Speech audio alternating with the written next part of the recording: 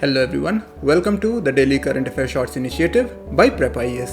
इस इनिशिएटिव में हम कवर करते हैं ऐसे सभी टॉपिक्स जो कि रिसेंटली न्यूज में रहे हैं और आपके यूपीएससी प्रीलिम्स प्रिपरेशन के लिए इंपॉर्टेंट हैं। With that, let's quickly take a look at the topics that will be covered today. So here are the topics that will be covered today.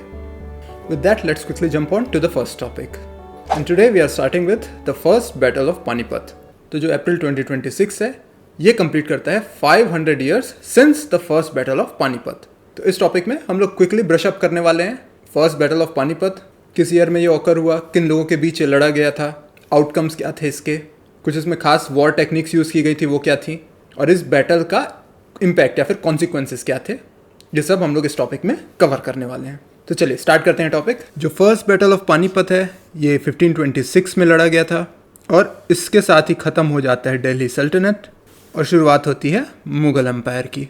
Date उतनी important नहीं है, year याद रखिएगा 1526 में लड़ा गया था और पानीपत हरियाणा में हुआ था ये। और ये जो बैटल ग्राउंड है यहाँ पे ओपन प्लेन्स हैं ताकि आसानी से वहाँ पे कैवलरी और आर्टिलरी को लाया जा सके। किन दो किंग्स के बीच लड़ा गया, तो मुग़ल साइड को रिप्रेजेंट कर रहा था बाबर और बाबर के पास थी 12,000 ट्रूप्स। फिर दिल्ली सल्तनत की ओर से थे इब्राहिम लोधी जो कि लास्ट सुल्तान था दिल्ली का, और इसके पास देखिए लगभग 100,000 सोल्जर्स थे, यानी कि लगभग 1 लाख सोल्जर्स थे, और इसके अलावा वॉर एलिफेंट्स भी थे। तो चलिए देख लेते हैं इस बैटल के बैकग्राउंड फैक्टर्स क्या थे। तो जो उस वक्त के नोबल्स थे उनका लोधी के साथ एक डिससेटिस्फैक्शन बना हुआ था और वो चाह रहे थे कि एक रजीम चेंज हो या फिर कोई नया किंग आके गद्दी पे बैठे। और जो बाबर है वो सेंट्रल एशिया में अपनी टेरिटरीज हार चुका था, तो वो चाह रहा था कि अब इंडिया की ओर बढ़े और यहाँ पे अपना एक स्टेबल किंगडम एस्टेब्लिश कर ले। तो ऐसे में इन दोनों आर्मीज के बीच होता है फर्स्ट बैटल ऑफ पानीपत। तो चलिए एक डायग्राम से देख लेते हैं इस बैटल को। तो ये जो ऊपर वाली आर्मी है ब्लू में, ये है बाबर की आर्मी और नीचे है इब्राहिम लोधी की आर्मी। ये जो मुगल आर्मी है इसमें लगभग 2000 इन्फेंट्री यूनिट्स हैं, 10,000 के अराउंड इनकी कैवलरी स्ट्रेंथ है, कैवलरी यानी कि घोड़े, और लगभग 20 आर्टिलरीज हैं यानी कि तोप हैं 20 इनके पास। जबकि दिल्ली की बात करें तो 30,000 के आसपास तो इनकी इन्फेंट्री ही है। उसके अलावा लगभग 100 वॉर एलिफेंट्स हैं और पीछे में आर्चर्स वगैरह भी हैं। तो ये जो आप सामने में देख पा रहे हैं ये हैं इनके एलिफेंट्स, ठीक है, ये सामने में खड़े होते थे आर्मी के और फिर इनके साथ इन्फेंट्री अटैक करती थी।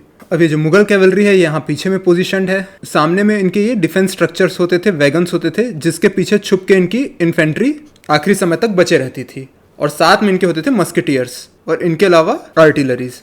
तो ये जो आर्टिलरीज और मस्केटियर्स हैं ये दूर से दुश्मन पे गोले दागते थे, गोलियां चलाते थे, तो जो सामने वाली आर्मी है उसकी इन्फेंट्री इन तक पहुंचने से पहले ही बहुत ज्यादा कैजुअलिटी सफर कर लेती थी। इसी कारण बहुत कम स्ट्रेंथ होने के बावजूद अपने सुपीरियर टैक्टिक्स और सुपीरियर वेपनरी के कारण मुगल दिल्ली सल्तनत पे भारी पड़े।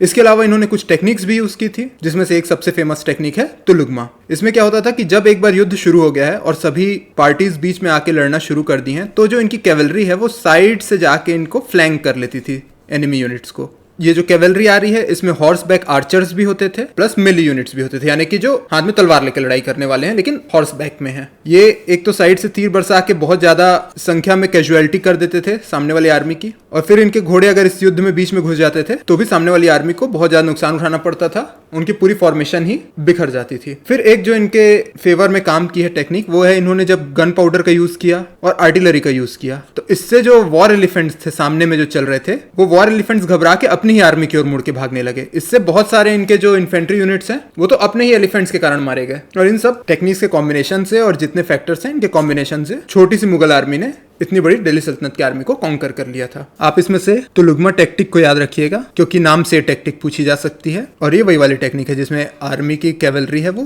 बीच युद्ध में एनिमी को फ्लैंक कर लेती थी साइड से और फिर बीच में घुस के उनको बहुत नुकसान पहुंचाती थी। फिर जब गन पाउडर इंटीग्रेशन की बात करें तो गन पाउडर इंडिया में पहले से यूज होने लग गया था, है ना। दिल्ली सल्तनत भी गन पाउडर यूज करती थी, लेकिन वो मेनली यूज करते थे गन पाउडर का फोर्टिफिकेशन तोड़ने के लिए, यानी कि अगर किसी फोर्ट को चारों ओर से एनसर्कल कर लिया है एनिमीज ने, तो वो एनिमीज उस गन पाउडर को यूज करके वहां की दीवारें गिराते थे या दरवाजे ब्लास्ट करके ओपन करने के लिए यूज करते थे। पर मुगल्स हैं उन्होंने पहली बार इसको इफेक्टिवली यूज किया अपने वॉर टैक्टिक्स में, यानी कि फील्ड में गन्स का यूज करना, मोर्टार्स का यूज करना, ये मुगल्स ने ही पॉपुलराइज किया इंडिया में। और जो कन्वेंशनल बोज एंड एरोज हैं उनके तुलना में इनकी आर्मी फोर्सेस बहुत सुपीरियर हुआ करती थी। अब इस बैटल के एंड में इब्राहिम लोधी ने कोशिश की कि अपनी एक छोटी सी यूनिट के साथ उनकी मेन फोर्सेस पे हमला करके इनके कमांडर को मारा जा सके, लेकिन वो फेल रहा है और इस कोशिश में he was killed during the battle. तो इब्राहिम लोधी की मौत होती है और इस प्रकार दिल्ली और आगरा पे बाबर का कब्जा हो जाता है।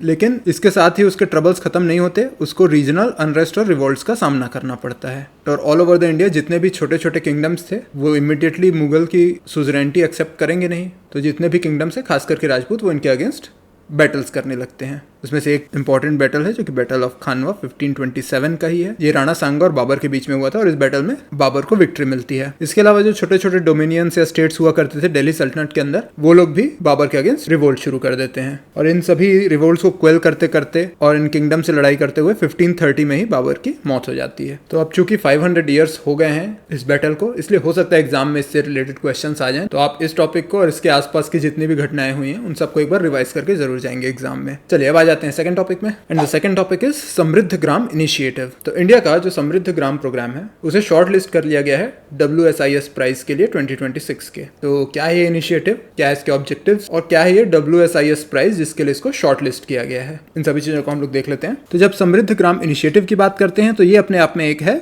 Phygital service delivery model.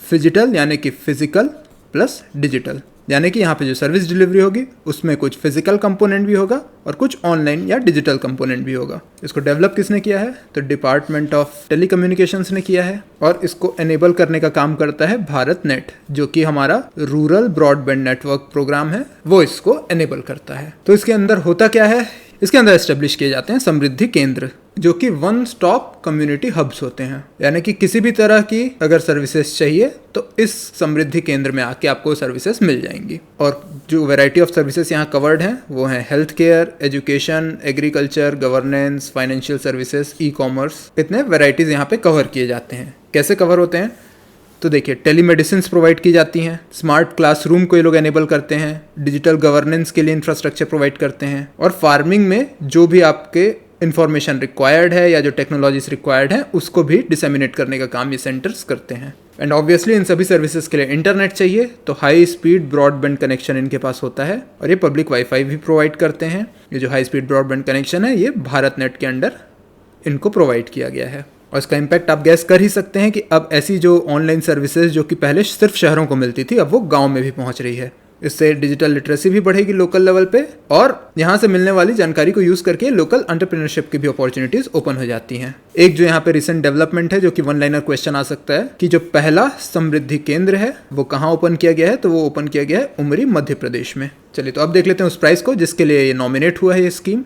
WSIS price full form क्या है, world summit on the information society price. इसको ऑर्गेनाइज करती है इंटरनेशनल टेलीकम्युनिकेशन यूनियन। ये ऐसे प्रोजेक्ट्स को दिया जाता है जो कि इंफॉर्मेशन और कम्युनिकेशन टेक्नोलॉजी को यूज करके कुछ ऐसे इनोवेटिव प्रोजेक्ट्स ला रहे हैं जो कि अल्टीमेटली सस्टेनेबल डेवलपमेंट में हेल्प करने वाले हैं। ठीक है, शायद ये आपको ICT वाला पोर्शन नहीं दिख रहा है, अब देख लीजिए। और इंडिया जो है वो नॉमिनेट हुई है एनेबलिंग एनवायरनमेंट कैटेगरी में, राइट। तो इस इनिशिएटिव का नाम याद रखिएगा, किस डिपार्टमेंट के अंदर है ये याद रख लीजिएगा, फिर इस प्राइस के बारे में भी याद रखिएगा कि कौन सी बॉडी इसको ऑर्गेनाइज करती है। चलिए अब आ जाते हैं अगले टॉपिक में। The next topic is world earth day. तो 22 अप्रैल 2026 को सेलिब्रेट किया गया वर्ल्ड अर्थ डे और इस ईयर की थीम थी आवर पावर आवर प्लैनेट। तो आपको बस पता होना चाहिए कि वर्ल्ड अर्थ डे कब सेलिब्रेट किया जाता है, करंट ईयर की उसकी क्या थीम रही है और इस वर्ल्ड अर्थ डे के ऑब्जेक्टिव्स क्या हैं।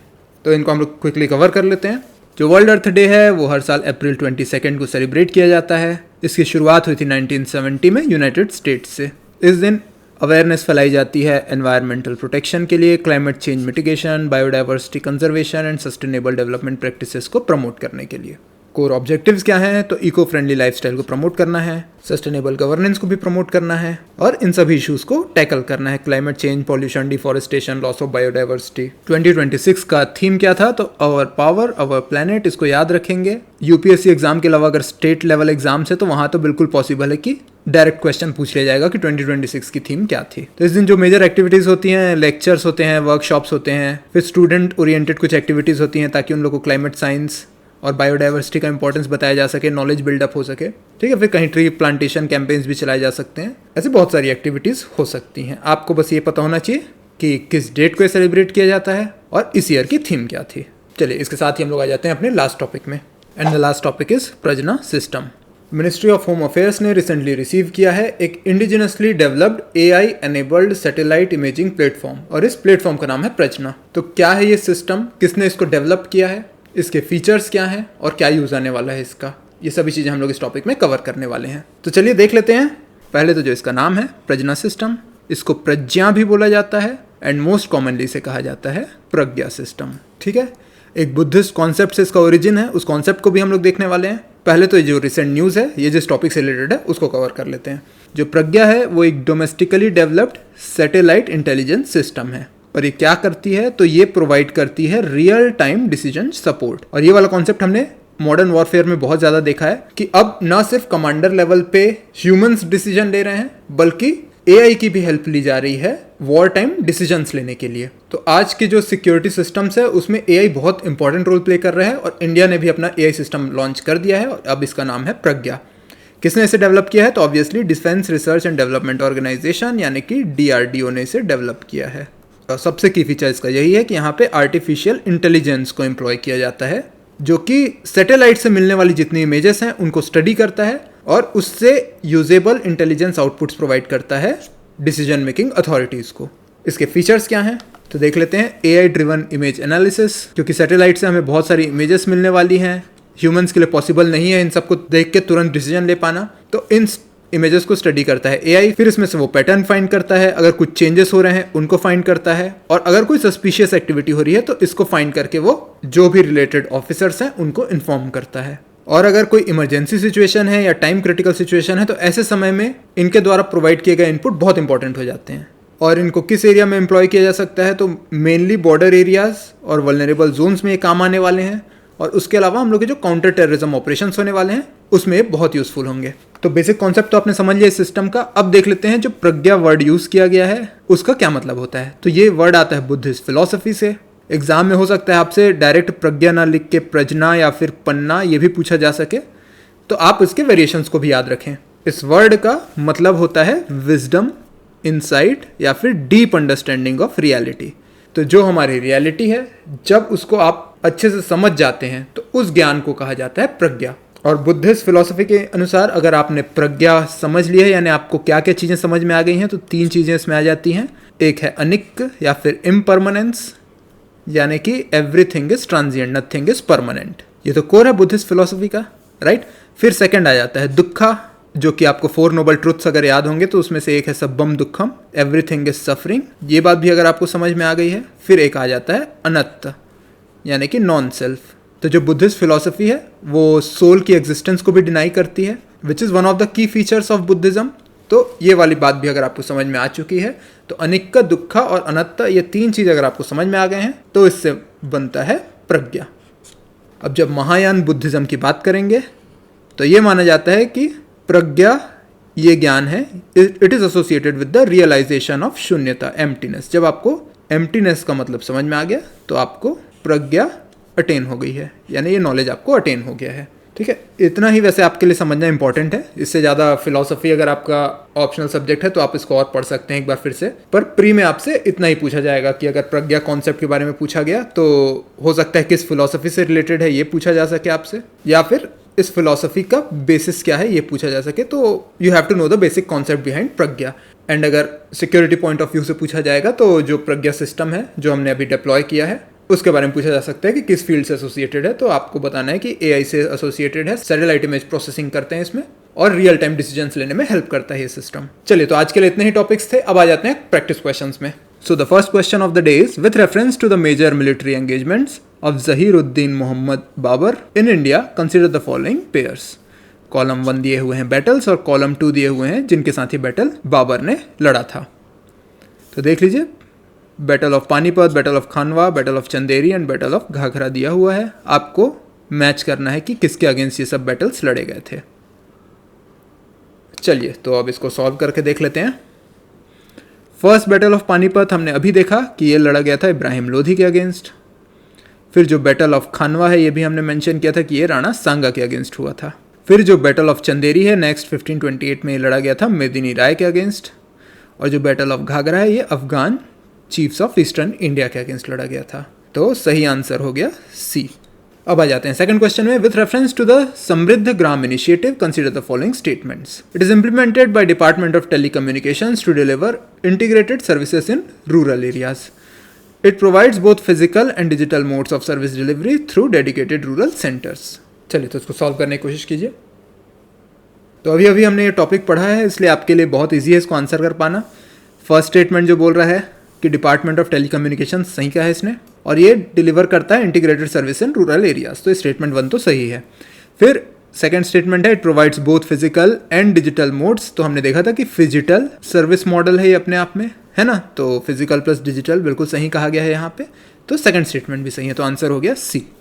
सो that was all for today. Hopefully these videos are helping you in your preparation for the upcoming UPSC prelims examination.